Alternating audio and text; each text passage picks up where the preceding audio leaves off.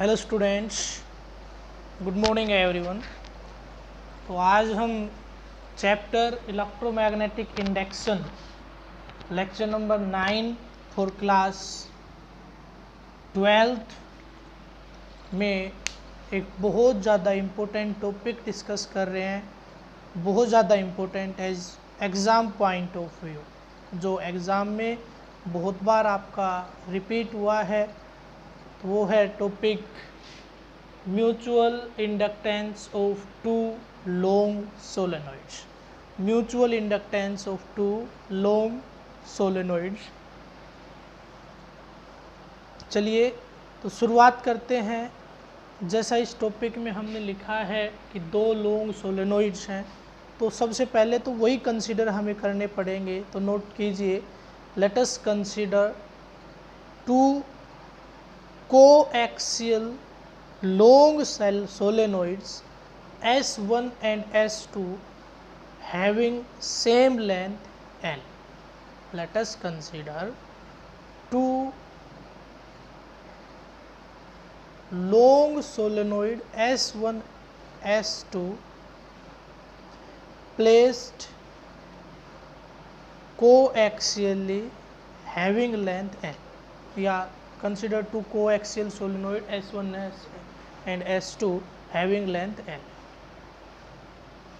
as shown in figure. As shown in figure.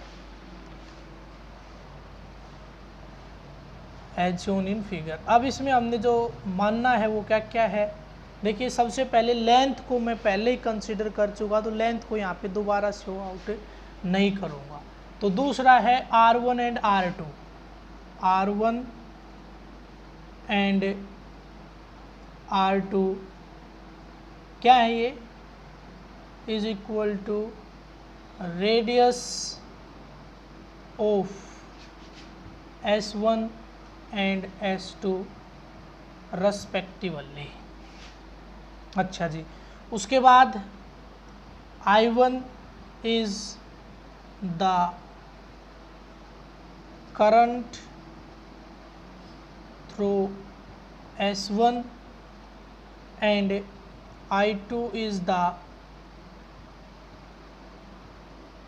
current through S2.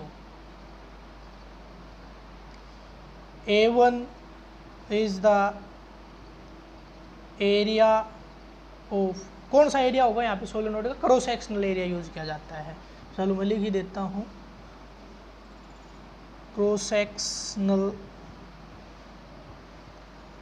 Area of S1, A2 cross sectional area of S2। ये सब हमें हमने यहाँ पे क्या कर लिया है, कंसिडर कर लिया है। अब देखिए, यहाँ पे बात आती है नंबर ऑफ टर्न्स की। तो आपने पढ़ा था सोलेनोइड के केस में हम स्मॉल n जो होता है उसको नंबर डेंसिटी लेके चलते हैं। क्या ले सकते हैं? लेके चलते हैं number density of the turns. तो टोटल नंबर ऑफ टर्न्स क्या होता है? n इंटू में l। ये जो नंबर डेंसिटी होते हैं ये इंटू में लेंथ ऑफ द सोलेनोइड। तो जो यहाँ से रिजल्ट आएगा वो आएगा total number of turns in the solenoid. तो मैं मान के चल रहा हूँ N1 and N2 are the total number of turns for S1 and S2 respectively। Clear है? ये सारी चीज़ आप नोट कर लीजिए। ये नोट करने के बाद मैं थोड़ा सा आगे प्रोसीड कर रहा हूँ।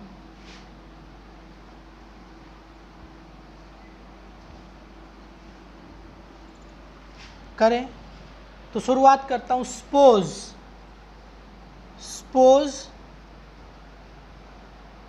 भाई ध्यान से समझना टॉपिक को। अभी तक तो कुछ ऐसा था नहीं, लेकिन थोड़ा सा जो दिक्कत आएगी वो एरिया में आएगी, आप देखना। तो कंसंट्रेशन से वीडियो देखते रहिए, बिल्कुल 100% समझ में आ जाएगा। Suppose initially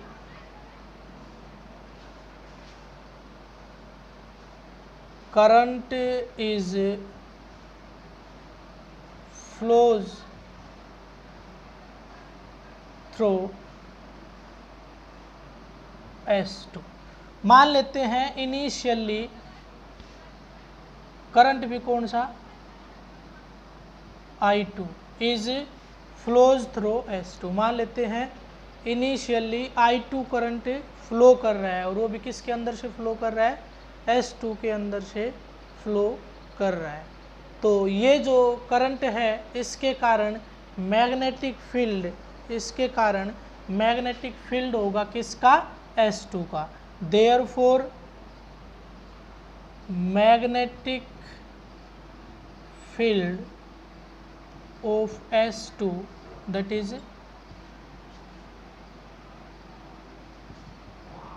is B2 is equal to, वो क्या होता है, वो होता है म्यू नोट एन आई। क्या होता है म्यू नोट एन आई।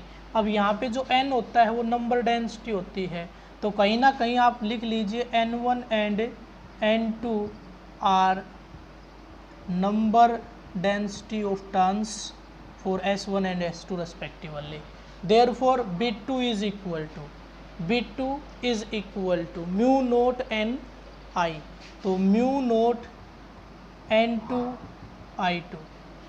क्लियर है। ये आपका क्या हो गया है magnetic field of solenoid second.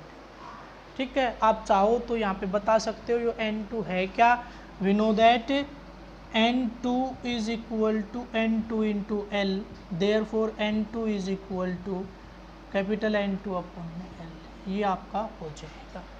ठीक है, इसको हम यूज़ करेंगे कहीं ना कहीं, ये बहुत ज़्यादा इम्पोर्टेंट है, तो इसको इक्वेशन नंबर फर्स्ट नाम दे दीजिए। इसका यूज़ होना है कहीं ना कहीं आर्टिकल में, इसलिए इसको नाम दे दीजिए आप इक्वेशन नंबर फर्स्ट। क्लियर है। अब देखिए, अब जो कोइल है सेकंड कोइल यानी इसके हिसाब से S1, जो S1 सोलेनोइड है ये किसके अंदर रखा हुआ है, कोएक्सियली S2 के अंदर रखा हुआ है। तो इसके अंदर करंट जब प्रोड्यूस्ड होगा तो मैग्नेटिक फील्ड इसका चेंज होगा, है ना। मैग्नेटिक फील्ड चेंज हुआ means magnetic flux link with the coil S1 is changes. Magnetic flux link with the coil S1 is changes. Magnetic flux note करो, due to this magnetic field, the magnetic flux phi1 link with coil S1 is given by phi1 is equal to, किसके कारण हुआ है। देखिए ये क्या होता है BA, क्या होता है ये B इंटू में A। तो B किसका मैग्नेटिक फील्ड, किसके मैग्नेटिक फील्ड में रखा है, ये B2 के मैग्नेटिक फील्ड में रखा है। एरिया किसका लेंगे, कौन रखा है, फर्स्ट रखा है, तो A1 क्या लेंगे यहाँ पे एरिया लेंगे। फॉर्मूला होता है ये। अब ये तो हो गया एक टर्न के लिए। टोटल नंबर ऑफ टर्न्स किसके लेंगे, अंदर वाली के लेंगे N1। ये मेरे पास आ गया phi1 का फॉर्मूला। phi1 का फॉर्मूला ये होता है। अब देखिए थोड़ा सा यहाँ पे एक बॉक्स बना के आपको समझाना पड़ेगा, ताकि जो भी आपका एग्जामिनर है वो जो आपने यूज़ किया है इसको अच्छे तरीके से समझ पाए। यहाँ तक ये समझाने की जरूरत नहीं है, लेकिन आगे का जो पार्ट यूज करेंगे वो आपको यहाँ पे समझाना पड़ेगा। तो देखें क्या होगा, आपके पास phi1 आ गया, ये आ गया।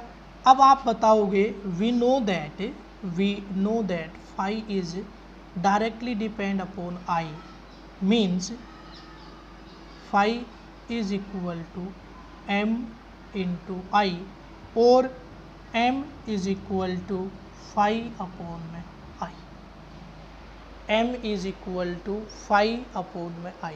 बताइए ऐसा होता है या नहीं होता है, 100% होता है। तो देखिए म्यूचुअल इंडक्टेंस किसका आएगा, फर्स्ट कोइल का, किसके कारण आएगा, सेकंड। तो इसको बोलते हैं mutual inductance of first solenoid with respect to second is equal to किसके कारण करंट फ्लो हुआ, किसके अंदर करंट फ्लो हुआ है, या कितना करंट फ्लो हुआ I2, और यहाँ पे जो फाई है वो किसका रहेगा, 1 का। ये थोड़े से कॉन्सेप्ट्स होते हैं इसमें कि कहाँ पे 2 आएगा, कहाँ पे 1, बाकी कुछ भी है ही नहीं। Mutual inductance of first solenoid with respect to second is equal to φ1 upon में I2। ये मेरे पास रिजल्ट आ गया। अब देखिए यहाँ पे ये φ1 की वैल्यू है, मैं इसको और कैसे लिख सकता हूँ, और φ1 इज इक्वल टू, मेरे पास कहीं ना कहीं B2 की वैल्यू आ चुकी है, ये रही, इसको यहाँ पे यूज़ कर देता हूँ तो क्या हो जाएगा, mu naught N2 I2 A1 N1। इतना क्लियर हुआ, ये हमारे पास आ गया है। अब देखिए ये आने के बाद एक तो n है कैपिटल और एक है small. Now by using equation first, now by using equation first we can write, first equation का यहाँ पे अगर मैं यूज कर दूँ तो क्या होगा, फर्स्ट इक्वेशन का यूज कर दूँ तो ये φ1 is equal to mu naught, N2 की जगह पे क्या रख दूँ, N2 अपॉन में L, N2 अपॉन में L, और बाकी आपका सब कुछ एज इट इज रह ही जाएगा जो भी था वो। और ये था आपका I2 A1। इतना क्लियर हुआ। इतना होने के बाद इसको नाम दे दीजिए equation number second. Therefore by using this equation, equation second can be written as, equation second को मैं लिख सकता हूँ क्या, M12 इज इक्वल टू φ1 की वैल्यू रख दीजिए mu naught N2 N1 I2 A1 upon L। ये मैंने किसकी वैल्यू रखी है, φ1 की, अपॉन I2। इस I2 से ये I2 कैंसिल, तो मेरे पास mutual inductance of first coil with respect to second coil आ गया है mu naught A1 N1 N2 upon L। इस रिजल्ट को आप नोट कर लीजिए, इस रिजल्ट को आप नोट कर लीजिए, काम आएगा, बहुत ज़्यादा काम आपके आएगा। इतना हो गया। चलिए इसको मैं हटा रहा हूँ यहाँ से। अब मान लीजिए suppose I1 current start flowing in solenoid S1। I1 current अगर इसके अंदर फ्लो करेगा then magnetic field of the solenoid 1 B1 is equal to mu naught N1 I1। सही बात है या नहीं है, बिल्कुल सही है। तो अब आपका मैग्नेटिक फ्लक्स सेकंड का किसके कारण हुआ, मैग्नेटिक फ्लक्स जो सेकंड सोलेनोइड है उसमें इसके कारण हुआ, वो क्या रहेगा, B1 इनटू में, यहाँ पे देखिए मैं क्या लिख रहा हूँ, A2 area of second solenoid, और इनटू में N2। सही है, अरे सही है या नहीं है, बिल्कुल सही है या नहीं है, ये तो पता नहीं मेरे को।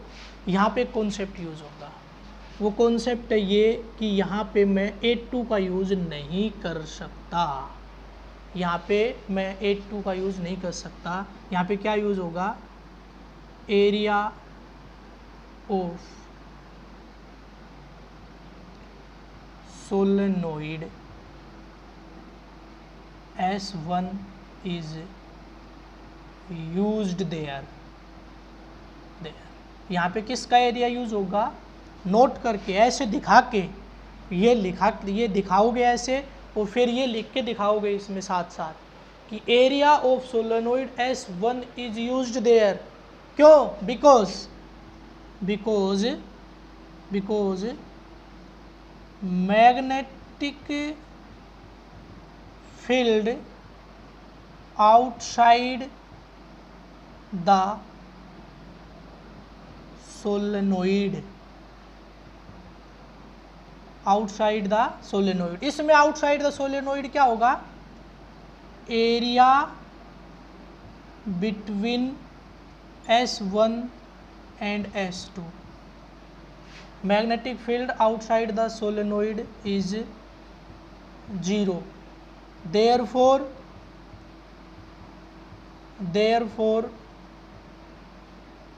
area of S1 is used। ये आप लिख के दिखाओगे ताकि एग्जामिनर ये बिल्कुल ये सोचे कि हाँ कॉन्सेप्ट को सही तरीके से यूज़ किया। यहाँ पे ये चीज़ इसके बारे में आप बताओगे और इसको ऐसे करके एक बॉक्स में बंद कर दोगे, ठीक है। ऐसा बताने के बाद नोट कर लिया। अच्छा जी, मैं इसको हटा देता हूँ क्योंकि मेरे पास जगह थोड़ी सी कम है बोर्ड के ऊपर, तो इसको मैं हटा रहा हूँ। आपको नोट ज़रूर करना है, अगर गलती से या सही तरीके से भी हो सकता है। अगर फाइनल एग्ज़ाम में आ जाए तो आपको ऐसे ही करना है जैसे मैं कर रहा हूँ। कई बच्चे बहुत दिमाग लगा लेते हैं। बहुत दिमाग क्या लगा लेते हैं कि वीडियो देख लिया, समझ में आ गया, अब लिख देते हैं अपने तरीके से। नहीं, लिख देना अपने तरीके से, लिखने के बहुत से चांसेस आपको मैंने 11th क्लास में दे दिए। वहाँ से कई बच्चों ने अच्छा लिखना भी सीखा है। मैं ये नहीं कह रहा कि आपको लिखना नहीं आता, अच्छा लिखना आता है, लेकिन मैं आपसे रिक्वेस्ट करता हूँ कि यहाँ पे जिस आर्टिकल को करने का जो तरीका मैं बताता हूँ उसी को यूज़ कीजिए, क्योंकि इस फिज़िक्स के पेपर में अगर कोई बच्चा अपनी तरफ से 90 मार्क्स लेने की क्षमता रखता है तो उसको 95 और 90 एंड अबोव पहुँचाने की गारंटी मैं लेता हूँ। कोई बच्चा ये कह दे कि मैं 90 मार्क्स ले सकता हूँ, तो मैं ये कह सकता हूँ कि आप 90 मार्क्स ले सकते हो, उसी पेपर में 95 आ सकते हैं अगर आप आर्टिकल्स को जिस तरह से मैं बता रहा हूँ उसी तरह से सोल्व करके आओ। जो क्वेश्चंस हैं उनको जैसे मैं बताऊँगा उसी तरह से अटेम्प्ट करके आओ। तो वो तरीका मैं आपको साथ साथ हर वीडियो में जितने भी होते हैं आर्टिकल, उनमें जिस तरह से मैं आर्टिकल्स में लिखता हूँ और साथ में बोलता हूँ वो सारा आप लिख दीजिए, आपका कहीं पे कोई नंबर नहीं कट सकता, ठीक है। यहाँ पे क्या होता है कि एग्जामिनर के ऊपर डिपेंड करता है। अगर मैं डायरेक्ट फॉर्मूला क्या यूज़ कर दूँ, B1 A1 N2 यूज़ कर दूँ तो एग्जामिनर के माइंड पे यूज़ करता है। अगर आपने नहीं बताया कि ये क्या, एरिया भी तो यहाँ पे नंबर ऑफ टर्न्स ले रहे हैं सेकंड के और एरिया किसका ले रहे हैं, फर्स्ट का, ये कैसे पॉसिबल है। तो ये चीज़ यहाँ से क्लियर हो चुकी है, ठीक है। तो यहाँ पे अब नंबर कटने के चांसेस बिल्कुल ख़त्म हैं। चलिए, तो ये मेरे पास 5-2 आ गया, ठीक है।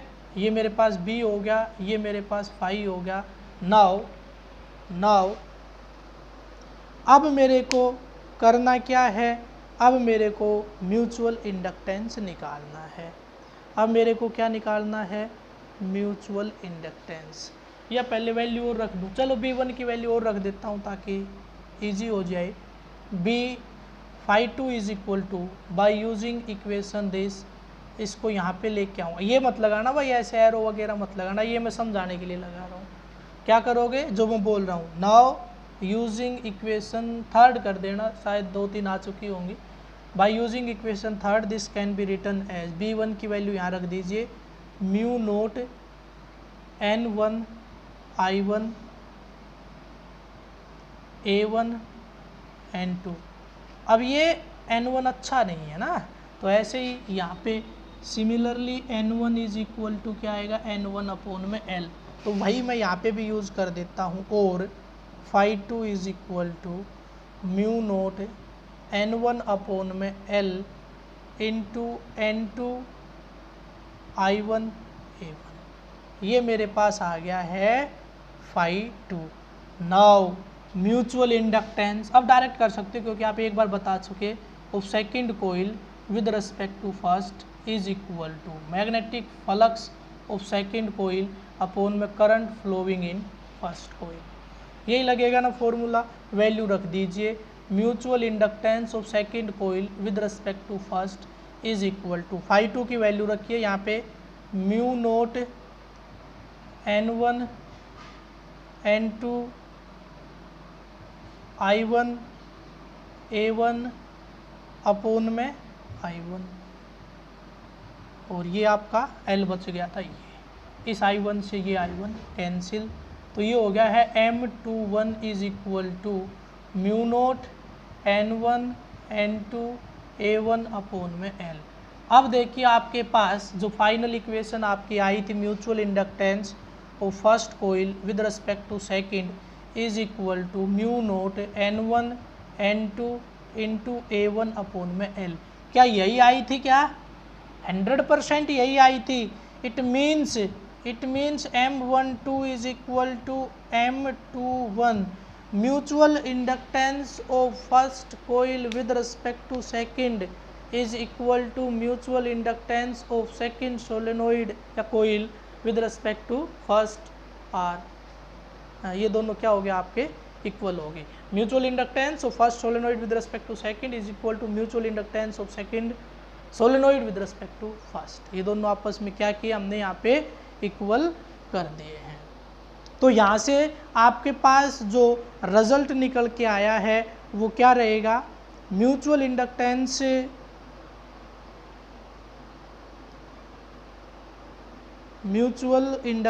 Of two coils is the property of their combination,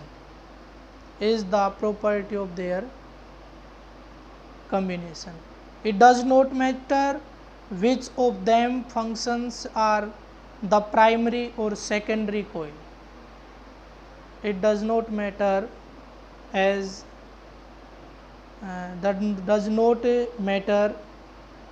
which one of them functions as primary or the secondary coil. This fact is known as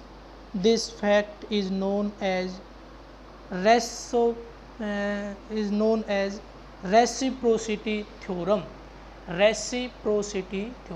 तो कई बार पेपर में केवल रेसिप्रोसिटी थ्योरम आ जाती है, तो आपको ये आर्टिकल करके उसको समझाना है। तो वो डिपेंड करता है कि आपका कितने मार्क्स में आया है। अगर 1 मार्क्स में आ जाए तो आपको केवल स्टेटमेंट बता देनी है, ठीक है, और इससे ज़्यादा में आ जाए, 3 में आ जाए तो फिर आर्टिकल करके फिर समझाना होता है, ठीक है। उसके बाद जो मेन आता है यहाँ से जो क्वेश्चन है, कॉन्सेप्चुअल क्वेश्चन बन जाता है कि क्या होगा इनकी लेंथ को बढ़ा दे तो, क्या होगा इनके बीच में गैप को बढ़ा दे तो, क्या होगा इन कोइल्स के बीच के गैप को कम कर दें तो। इस तरह के क्वेश्चन पेपर में आते हैं। तो वो क्वेश्चन कहाँ से बनते हैं वो हम नोट कर लेते हैं। नोट कर लीजिए factors on which mutual inductance depends.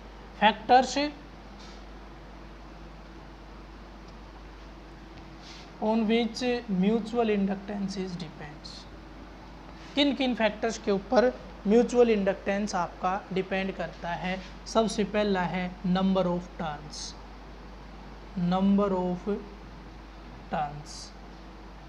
तो देखिए जो नंबर ऑफ टर्न्स है, अगर मैं किसी का भी म्यूचुअल इंडक्टेंस निकाल रहा हूँ तो नंबर ऑफ टर्न्स दोनों के यूज हो रहे हैं, तो इसका मतलब ये हो गया कि म्यूचुअल इंडक्टेंस दोनों कोइल के नंबर ऑफ टर्न्स के ऊपर डिपेंड करेगा।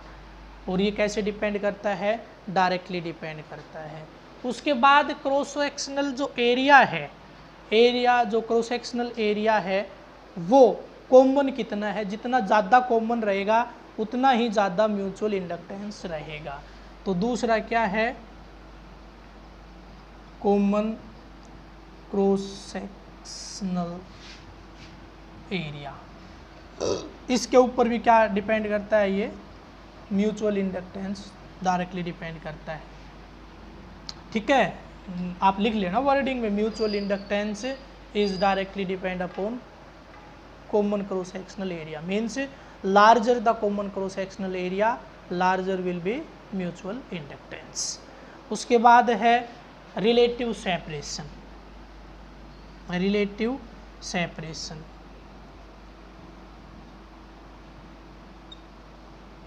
रिलेटिव सेपरेशन का मतलब क्या होता है? जैसे ये जो R1 और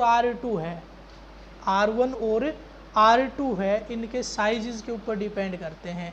यानी इसमें जो गैप है वो ये इतना और प्लस इतना ज़्यादा है, तो उतना ही, जितना ज़्यादा गैप होगा म्यूचुअल इंडक्टेंस उतना ही कम हो जाएगा, और जितना कम गैप होगा म्यूचुअल इंडक्टेंस उतना ही ज़्यादा हो जाएगा। Larger the distance between the solenoid, smaller will be the magnetic flux link with the secondary coil due to primary coil. Primary के कारण सेकेंडरी के ऊपर, सेकेंडरी का प्राइमरी के रेस्पेक्ट में सेकेंडरी का म्यूचुअल इंडक्टेंस उतना ही कम हो जाएगा। यानी इसके ऊपर ये कैसे डिपेंड करता है, इन्वर्सली डिपेंड करता है। तो 1 अपॉन, और ये डायरेक्ट ये कर देता हूँ m, mutual inductance is inversely depend upon relative separation between the सोलेनोइड्स।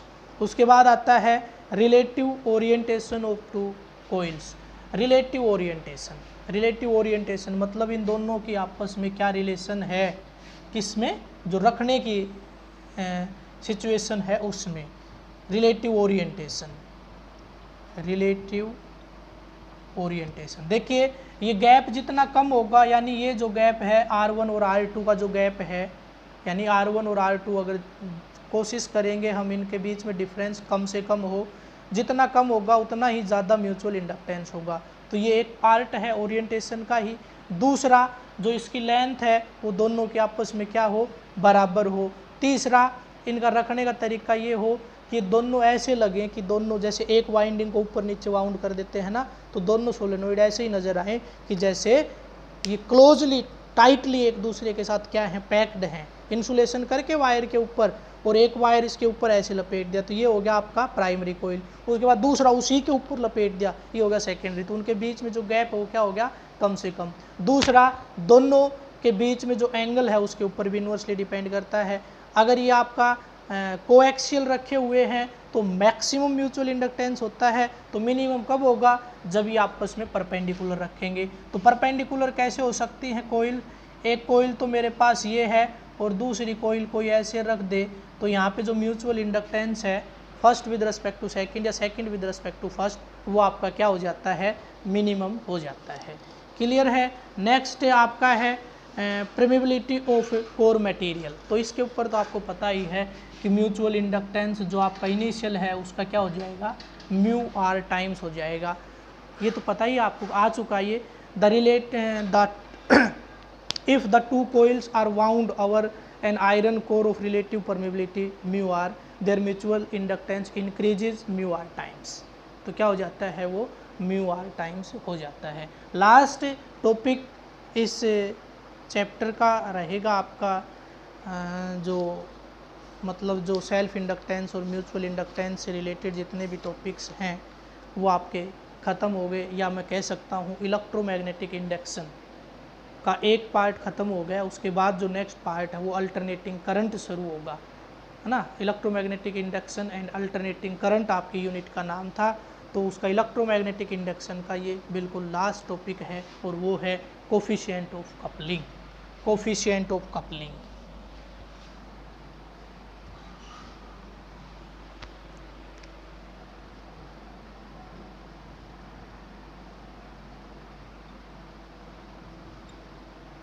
Coefficient of coupling note कर लीजिए।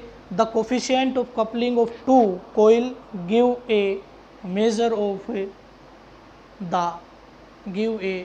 Of the manner in which two coils are coupled together. Manner in which two coils are coupled together. If L1 L2 are the self inductance of two coils and M is their mutual inductance, then coefficient of coupling K is equal to M upon under root L1 L2, under root L1 L2. The minimum value of K is 0 and maximum value of K is 1। ठीक है, ये बहुत important है। Coefficient of coupling never be greater than 1, एक से ज़्यादा कभी नहीं हो सकता। इट लाइज बिटवीन 0 एंड 1, बहुत ज़्यादा इंपॉर्टेंट है, नोट कर लीजिए। कपलिंग की डेफिनेशन अगर नहीं आती तो काम चल सकता है, क्योंकि बहुत कम चांसेस हैं डेफिनेशन वगैरह पूछने के, लेकिन ऐसा हो नहीं सकता कि आपको ना आए ना। लेकिन जो कोफिशिएंट ऑफ कपलिंग है उसकी रेंज क्या है, वो कहाँ से कहाँ तक लाई कर सकता है, वो आपको आना बहुत ज़रूरी है। कहाँ से कहाँ तक, 0 to 1। ये 1 से ज़्यादा नहीं हो सकता। मैक्सिमम कितना हो सकता है, 1 हो सकता है। तो कपलिंग को परफेक्ट कब माना जाता है, when k is equal to 1 हो। The coupling of two coil should be perfect if m is equal to k is equal to 1।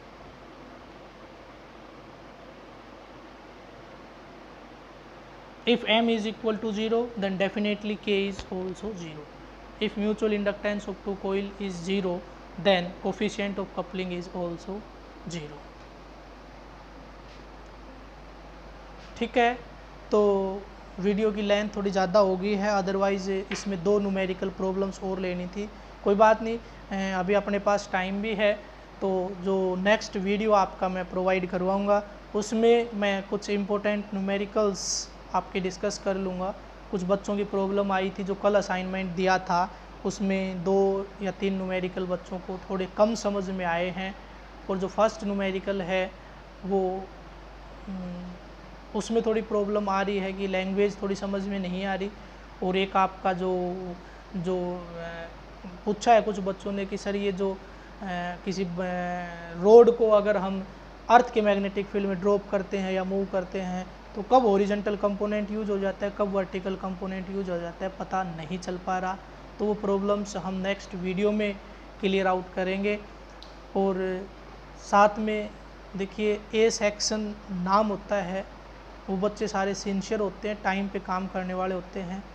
मेरे को बताते हुए भी शर्म आ रही है कि कल का जो असाइनमेंट था वो केवल टाइम पे पूरी टोटल जो स्टूडेंट्स ए और बी के मिला के केवल 10 स्टूडेंट्स ने मेरे पास असाइनमेंट भेजा है। आप खुद सोचिए, क्या मैं हर बच्चे के पास फ़ोन करूँ, तेरा असाइनमेंट क्यों नहीं आया, भेज दे मेरे पास, जल्दी भेज, ये करो वो। कितने कॉल करके मैं कहूँ कि असाइनमेंट नहीं आए। ये मैं बता देता हूँ, रिकॉर्ड में सारे रखता हूँ, मैं बिल्कुल टाइम टू टाइम अपना नोट करता रहता हूँ कि इस डेट में असाइनमेंट लिया था, इस असाइनमेंट में इतने क्वेश्चन दिए थे, इस बच्चे ने मेरे पास सेंड कर दिए थे, इसका कोई रिप्लाई मेरे को नहीं मिला था। और आज से यानी ट्यूसडे से मैं विजिट पे हूँ और हर बच्चे के घर जाके, यानी ए और बी 12th ए और बी सेक्शन के जितने बच्चे हैं हर बच्चे के घर जाएंगे पीसीएम और पीसीबी की फैकल्टी, और नोटबुक को बहुत अच्छे तरीके से चेक करेंगे आपके पेरेंट्स को साथ में बैठा के। क्लियर है? कई पेरेंट्स की ये बात हमें सुनने को मिल रही है कि हमारा बच्चा पढ़ता ही रहता है लेकिन हम देख रहे हैं कि उसके टेस्ट में नंबर नहीं आ रहे। इट मीन्स आप फ़ोन का गलत यूज़ कर रहे हो। आज हम बता के आएंगे घर वालों को कि आप करते क्या हो, क्या करते हो, पढ़ते हो या ऐसे ही टाइम पास कर रहे हो। ठीक है, तो आज से शुरू हो गया है। चाहे तो आपके पास ज़रूर कुछ जिनका आज का नंबर है उन बच्चों का ज़रूर आप सभी के पास कॉन्टैक्ट होगा, वो ज़रूर आपको बता देंगे कि हाँ आए थे और ये करके गए हैं। ठीक है, तो मेन मकसद हमारा यही है कि कुछ बच्चे काम नहीं कर रहे या किसी को कुछ बच्चे काम भी कर रहे हैं लेकिन छोटी मोटी प्रॉब्लम रह जाती है और वो हमारे से मैसेज में क्लियर नहीं हो पा रही, तो वो अपनी नोट करके रखें कि ये प्रॉब्लम हमारी क्लियर नहीं हो पा रही, ये समझ में नहीं आया, तो उस चीज़ को हम क्लियर करके जाएंगे। ऐसा नहीं है कि हम केवल और केवल आपको पनिश करवाने के लिए आ रहे हैं, नहीं, बच्चों की जो प्रॉब्लम है मेन मकसद है उनको सोल्व करना। ठीक है, और प्रॉब्लम उन्हीं को होती हैं जो काम करते हैं, जो काम ही नहीं करेंगे तो उनको प्रॉब्लम आएंगे ही कैसे। तो तैयार रहिएगा, अपनी नोटबुक वगैरह बहुत अच्छे तरीके से मेंटेन करके रखिए। रिकॉर्ड में साथ ज़रूर लेके आऊँगा कौन कौन बच्चे कब क्या कर रहे हैं और कब नहीं कर रहे, ताकि आपके घर वालों को मैं बता सकूँ कि अब तक मैं इतने असाइनमेंट ले चुका, इतने टेस्ट ले चुका, आपके बच्चे ने इतने दिए हैं और इतने नहीं दिए हैं, तो आप बता दीजिए कि ये क्यों नहीं दे रहा या क्या कारण था। क्योंकि अगर हम पूछते हैं, मैसेज में पूछ ले तो कोई रिप्लाई नहीं मिल रहा, कॉल करें तो नंबर बंद आ रहा है, तो क्या करें फिर बताओ। और कितने बच्चों के पास मैं कॉल करूं, कम से कम मान के चलिए कि 350 के आसपास बच्चे, कितने बच्चों के पास कॉल करूंगा मैं ना। जैसे आपके असाइनमेंट लेता हूं ऐसे 11th के भी हैं, ऐसे 10th के भी हैं, तो ऐसे करके बहुत सारे बच्चे हैं। तो कॉल कर करके तो मैं ये नहीं कह सकता कि आप भी भेज दो असाइनमेंट, आप भी भेज दो। वो तो आपका, मैंने जब ड्यूटी दे दी, असाइनमेंट मिला है, कह दिया कि सभी को इस टाइम पे सेंड करना है, तो वो आपका काम है कि उस असाइनमेंट को सेंड करो। या हो सकता है मेरे को ये भी लग रहा है कि कुछ बच्चे वीडियो को एक बार देखते हैं और बंद कर देते हैं, पूरा उसको वॉच ही नहीं कर रहे हैं, ऐसा भी है, वो भी पता चल जाएगा आज। तो आज के वीडियो में इतना ही, थैंक्स।